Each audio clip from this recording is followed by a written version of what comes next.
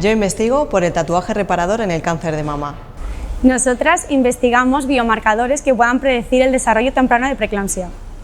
Y nosotras, desde ginecología, buscamos la aplicabilidad en mujeres embarazadas en el primer trimestre. Nosotras investigamos en cáncer de mama.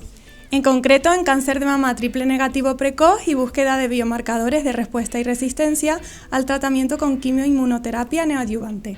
Investigamos para prevenir la fragilidad en nuestros más mayores y fomentar el envejecimiento saludable. Yo investigo en cáncer, sobre todo en tumores ginecológicos y genitourinarios, que son mi área. Nosotras investigamos para mejorar la atención primaria. Vamos a estudiar los motivos por los que los pacientes no acuden a las consultas programadas de atención primaria. Yo investigo en dolor agudo perioperatorio con electroencefalograma.